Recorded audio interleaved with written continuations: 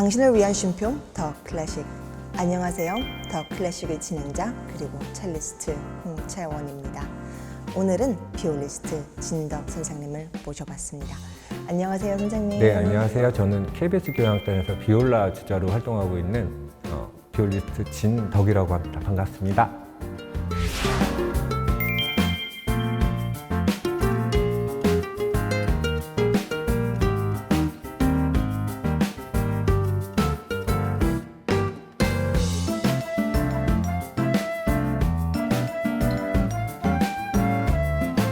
보통 이제 다른 연주자 선생님들 연희역이나 이렇게 다 보다 보면 되게 순차적으로 그림이 그려져요. 선생님이 이렇게 음악을 시작을 하셔서 이런 길을 걸으셨구나 하는 게 그림이 그려지는데, 제가 한번 다시 자세히 들여다보면 볼수록 약간 의식의 흐름이 평범치 않은 루트를 가고 있다는 생각이 들었어요. 너무 흥미로운 부분도 많이 있고 또 그래서 여쭤보고 싶은 부분도 되게 많았던 것 같아요.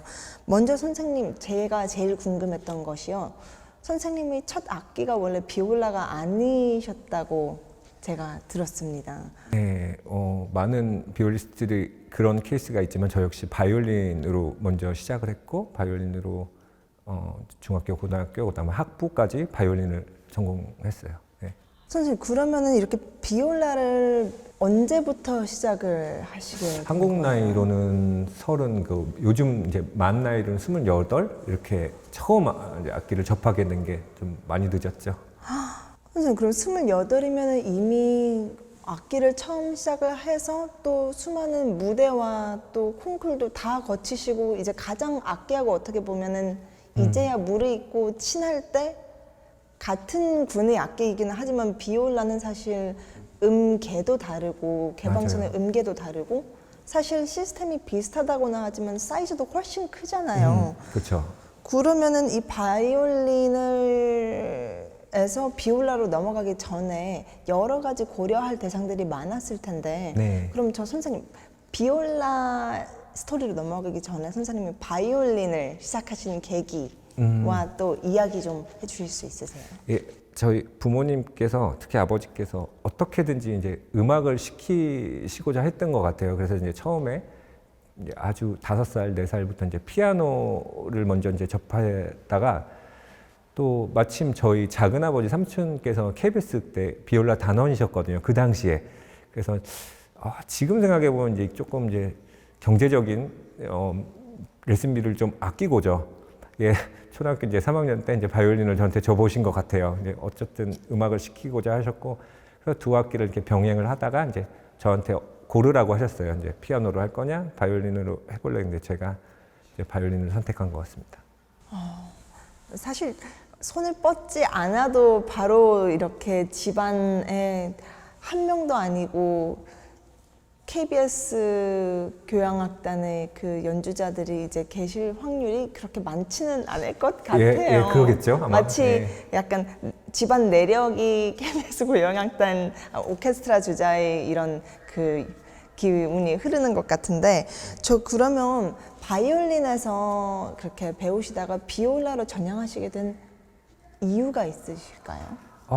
그게 이제 28살쯤인데 이제 제가 조금 학업이 늦어져서 이런 뭐 군대도 있고 이런저런 이유로 이제 개인사로 늦어져서 이제 오스트리아 그라츠에서 이제 마지막 이제 졸업 시험, 이제 바이올린으로 학부 졸업 시험을 앞두고 있을 텐데, 그 학교 시스템이 참 재밌는 게 모든 바이올린 전공생은, 그러니까 학부생은 마지막 학기에 꼭 비올라를 부전공으로 꼭 이수를 해야 되는 그런 룰이 있었어요. 그래서 저도 이제 비올라라는 악기를 전혀 그 전까지 무슨 줄이 있는지 아니면 음자리표를 어떻게 읽는지 전혀 이제 모르다가 이제 어쩔 수 없이 이제 졸업을 해야 되겠기에 이제 시작을 하게 됐는데, 저는 이제 중고등학교 때, 특히 이제 대학 때 이제 차에서 이제 음악을 듣거나 할 때 항상 그 바이올린 곡보다, 바이올린 바흐 곡보다 첼로 그 수트 6개 있는 그 수트를 즐겨 들었던 것 같아요. 왜냐면 바이올린 곡을 들으면 더 좋긴 한데, 그게 들으면 이제 전공자 입장에서 그런 곡이 있지 않나요? 그게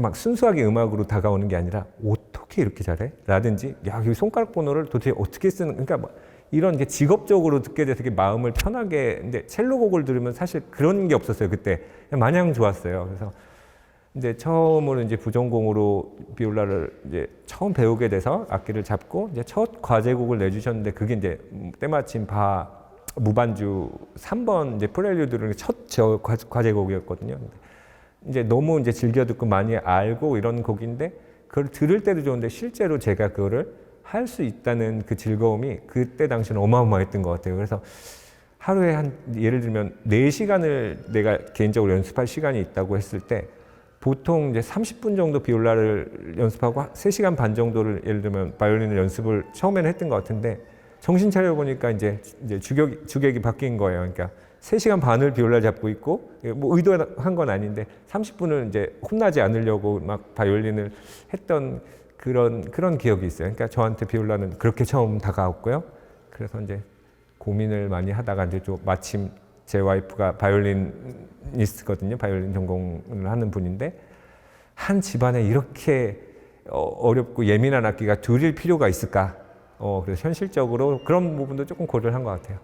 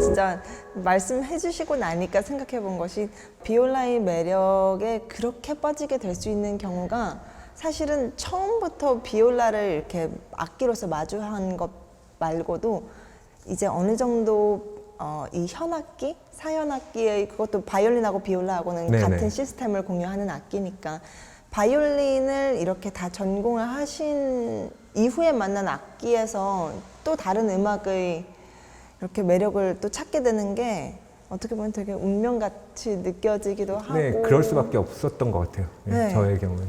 그러면 조금 더 깊이 파고 들어가서 바이올린하고 비교를 하는 거는 아니지만 네. 선생님께서 그럼 전직 바이올리니스트로서 생각하는 바이올린의 매력과 또 그와 굉장히 대조되는 비올라의 매력은 어떤 걸까요? 저 역시 많은 분들도 그렇게 생각하시겠지만 바이올린은 정말 현악기의 글쎄요, 제 개인적으로 꽃이라고 생각을 해요. 너무 위대한 악기고 그만큼 하는 사람도 많은데 너무나도 어려운 악기, 하면 할수록 어려운 악기고 비올라도 마찬가지 이제 어려운 악기긴 하지만 약간 바이올린 스포츠카 같이 반응도 빠르고 뭐 차로 치면은 이렇게 엑셀에 발만 얹어도 훅 나가고 이렇게 그런 악기라면 비올라는 조금 둔해요.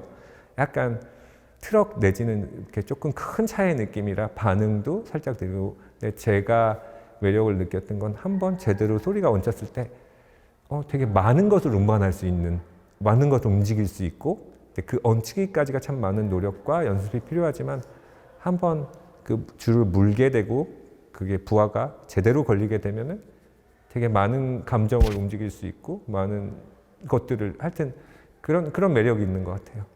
되게 새로운 시각으로 이제 비올라를 바라보게 될 것 같아요. 왜냐면 저는 첼리스트로서 생각을 하기에는 필요는 더 하죠. 예. 아니요, 저는 사실 비올라가 제일 어려운 악기가 아닐까라는 생각을 많이 했거든요. 그 성향상 첼로는 또 어떻게 보면 나타나고 싶을 때는 굉장히 존재감 있게 나타날 수도 네. 있고 숨고 싶을 때는 또 그럴 수 스며들 있나요? 수도 있고 아무래도 저음이다 보니까 하지만 네. 조금 그리고 고음역에 있는 바이올린 같은 경우는 본인의 의지가 사실 이 전반적인 연주의 캐릭터를 주도할 수 있는 특권을 가지게 되잖아요. 숨을 곳도 없죠. 네. 예. 그런데 이제 비올라는 적시적소에 네. 아주 미묘한 쉐이드 차이를 가지고 네. 본인의 그 역할을 스스로 솔로 악기뿐으로서뿐만이 아니라 이제 챔버에 있어서는 더더욱이 맞아요. 너무 중요한 역할이 많잖아요. 팔색조의 역할을 다 해야 되는 사실 네, 부분이. 롤이 많죠. 예. 네. 그러다 보면은 제일 직관적으로 생각을 하게 되는 게 저렇게 악기가 사이즈가 사실 업이 되는 건데 그러면은 이 28년 동안이나 바이올리나라는 작은 악기에 시스템이 익숙해져 있는 상태에서 비올라로 넘어가면 테크닉적으로도 조금 더 적응해야 할, 왜냐면 그 인터벌이 달라지죠. 넓어지니까요. 넓어지니까, 예. 훨씬 더. 그런 부분에 있어서는 어렵거나 아니면 요거에 적응해야 하는 이유에 있어서 슬럼프 같은 건 없으셨어요? 참 예리한 질문인데요. 글쎄요, 저는 물론 인터벌도 넓어지고 그러니까 간격이 넓어지니까 그런 이제 정말 그런 문제도 있지만 사실 음정은 귀로 잡는 거라고 생각을 하거든요. 그래서 그러니까 비올라 같은 경우도 사이즈가 나중에 한 사실 여러 개 있더라고요. 16 반, 뭐 16 4분의 1, 16, 15 4분의 3 여러 가지 사이즈가 있는데 어떤 악기를 비올리스트한테 줘도 하루 이틀이면 그 악기에 적응할 수가 있는 게 왜냐면 음정은 귀로 잡기 때문에 물론 당연히 스케일 연습도 하고 정말 더 정확한 음정을 하기 위해서는 그러겠지만 그 사이즈가 업이 된다고 해서 막 그게 그렇게 저의 체계를 흔들 만큼의 그런 그 어려움은 저한테는 아니었던 것 같아요. 그냥 계속 노력을 하고 계속 정확한 음정을 내려다보는 손은 대체적으로 그 음정 언저리에 가 있고 그런데 물론 이제 활 쓰는 게 오히려 조금 더 아까 말씀드렸다시피 조금 더 깊게 쓰려고 노력을 해야 되고 그러니까 흔히 듣는 쟤는 뭐 악기는 곧잘 하는데 소리가 바이올린 같아. 근데 바이올린 그게 나쁘다는 게 아니라 비올리스트한테는 그게 칭찬이 아니라 항상 그런 컴플렉스가 항상 있었어요. 그러니까 쟤는 손가락은 잘 돌아가는데 소리가 얇아. 뭐 바이올린 같아. 그런 선입견들 바이올린 오래 했기 때문에 소리가 얇아. 하여튼 그런 점에 있어서 저 스스로 되게 컴플렉스나 그런 자격지심, 그 악기를 늦게 했다는 거에 대한 그런 게 있어서 더 그쪽으로 지금도 연구하고 있고 그런 소리를 안 듣기 위해서 더 노력을 많이 하는 것 같아요.